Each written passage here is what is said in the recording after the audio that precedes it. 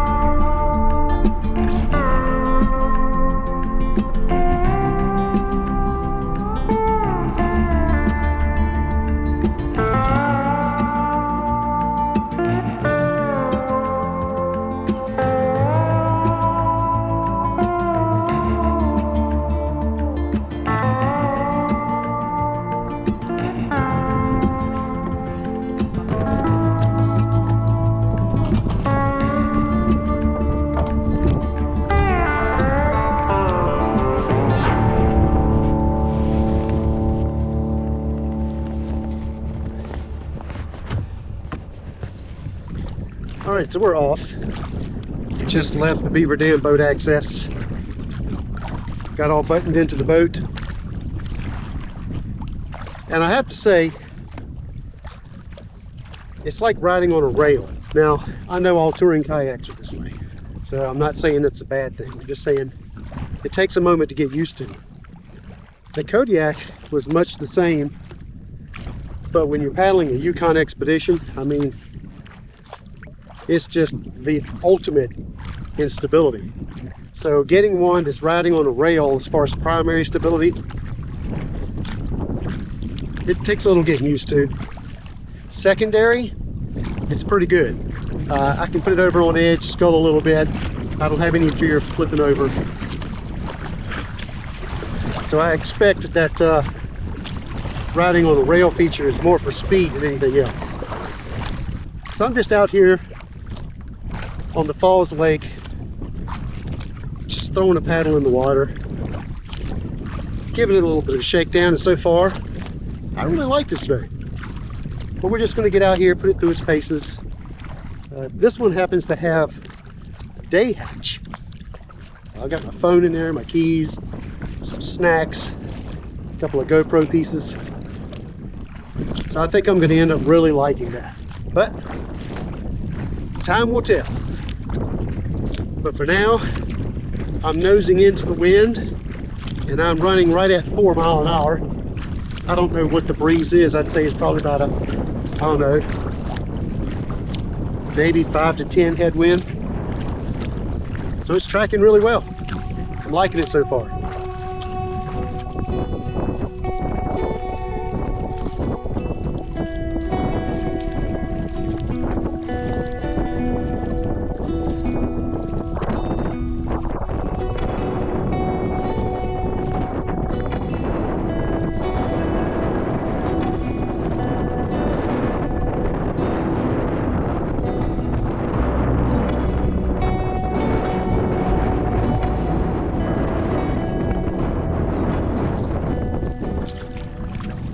One thing I can certainly tell between this one and the Kodiak, this one is much more responsive to the rudder.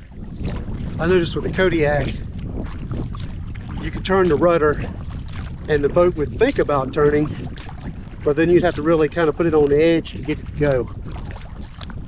Grizzly, nope, you can just kick the rudder and it immediately turns. I'm sure I could put it on edge and make it even better, but at this point I don't really see the need. You don't have to use the rudder with this boat. It tracks great without it. But I've gotten used to long boats with rudders, and it's just my preference.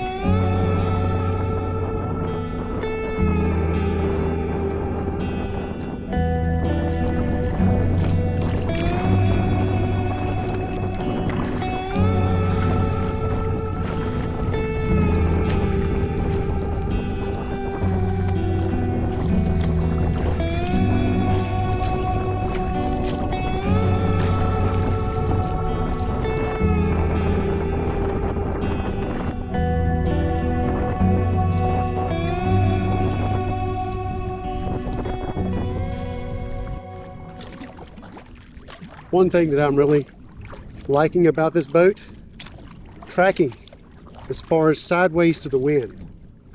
A lot of boats will just get blown off line. This one won't. This one stays true to your line. I mean, obviously you've got a little bit of push from the wind, but it slices through the water and maintains its line beautifully.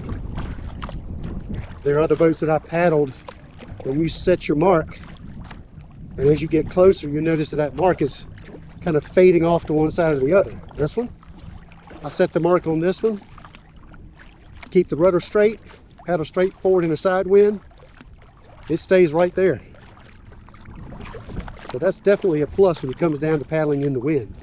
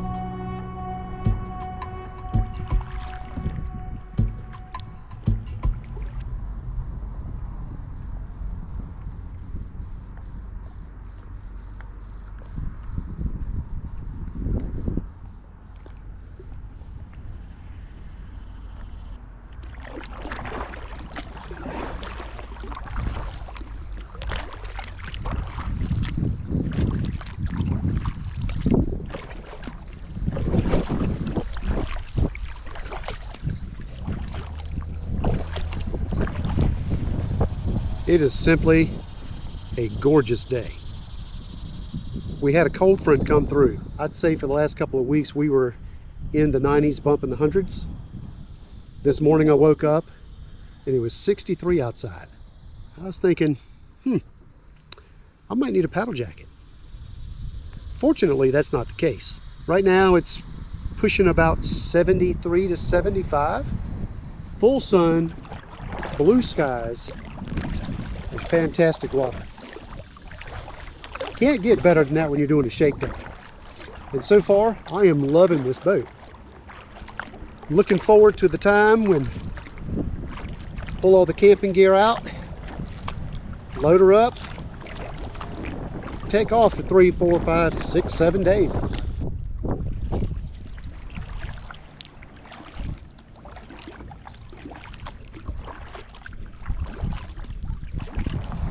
If you follow the channel at all, you'll know that my prized possession is a Yukon expedition named Pearl. I have done everything I can to make that boat custom to me and fit me like a glove. Love that boat. As far as getting into some class 3 rapids, you really can't go wrong. The expedition, the Yukon expedition, has what they call a trihedral hull. There is no keel, so it kind of behaves like a 14.5 foot long whitewater boat. But I got the Grizzly as an alternative to Pearl because there are times when you don't have the river flow, and you just need something that can go on a straight line quick or fast. And that's essentially what this boat will do. You can set it on its course, start paddling, and you're up to speed and moving along at a pretty good clip. Now, I don't normally name my boats, Pearl being the exception. Reason being is I just got so many whitewater boats, you can't keep up with all the names. But this particular boat deserves a name. And I have been thinking over the past 2 weeks, what would be a good name? And I have to have a name that speaks to me. It can't just be, you know, something red or red this or... So I've been looking across the internet and nothing has really spoken to me until this morning. And don't ask me why, but the name Baron. It's like the Red Baron, yes, but when I was thinking it up, red wasn't even part of the equation. But the name Baron, it's just got a meaty feel to it, and it just suits this boat.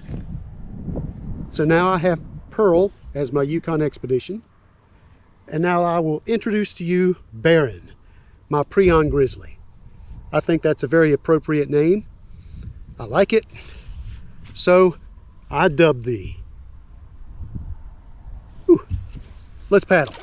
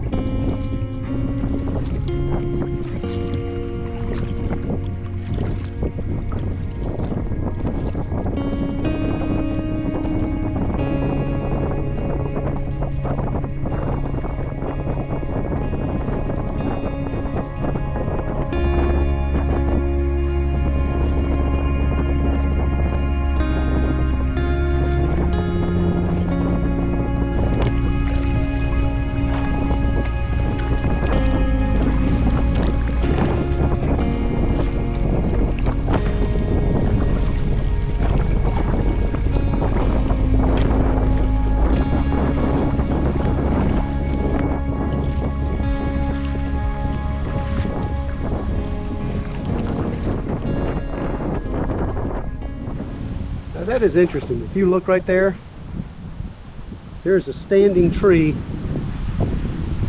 that is severely burned. I can only assume that that was probably a lightning strike. I don't see anything else around it that's burned.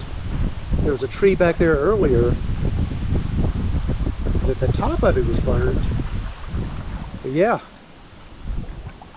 I imagine that was a pretty good sight when that lightning bolt hit that tree.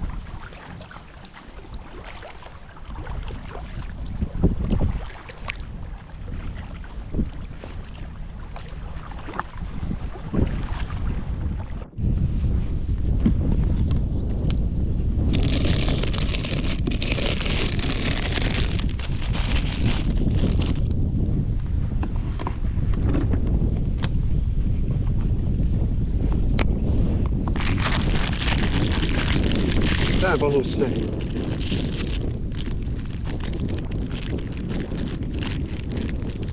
I am being broadsided by the wind right now. I'm not moving in any forward direction. Feel pretty stable.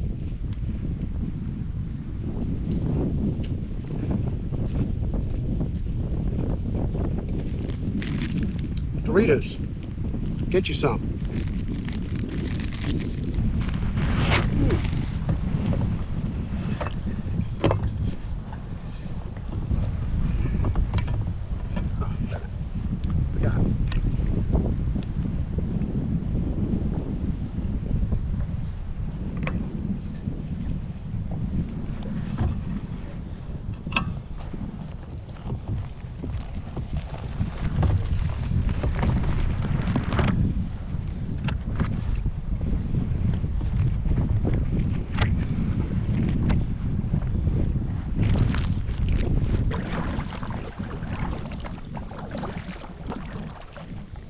Normally when you're paddling a touring boat, you don't use a whitewater skirt, neoprene type.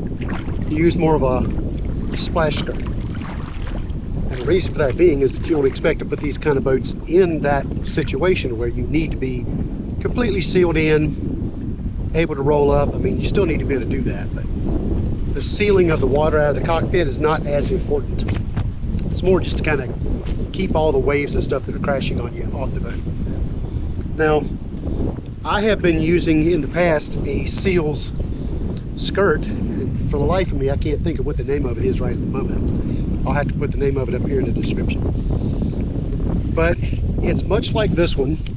The old one had a zipper that ran all the way from here all the way up to the very top of the tunnel, so you could unzip it, step into it, and zip it back up for ease of entry and exit. What I learned is that the way we run these boats, we're not shy to waves crashing over the deck. You've got this rib that runs side to side of the cockpit, and that rib is to shed the water off the front, so it's enabling the water to get off easier. The problem with that is that behind that rib creates a pocket to where water will stand right here. And what I have learned is that the zipper is not a waterproof zipper. And when water pools in here, it starts to drip through that zipper. And it will, especially on cool mornings, wake you up. We had that happen on the Greenbrier first trip and the second trip. So I kind of got to the point where I was like, you know, what else is out there that does not have the zipper? So I looked around and I looked on Seals' website, and they have this one. It's essentially the very same skirt, but without the zipper. And it's called the Seals Coastal Tour 1.7. 1.7 is the size of the cockpit. It's the same size as the other one. Get rid of that zipper, because there's nothing like having to deal with a wet center section. I'm trying to be politically correct here.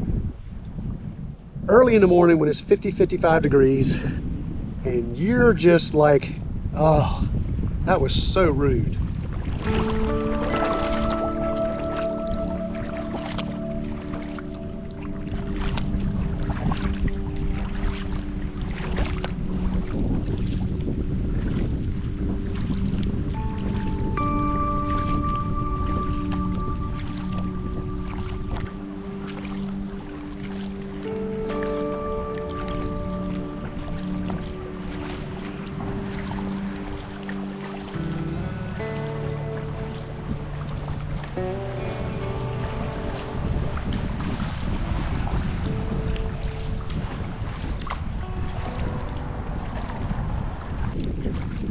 I'm really satisfied with this boat. I'm glad I went up there and got it. Now, I will question my own sanity when I took 11.5 hours to get up there and the same to get back. It was worth it, I'll say that. Now, there are a few modifications I made to it, which is why I'm so late getting it in the water. I didn't want to put it in the water until it was the way I wanted it.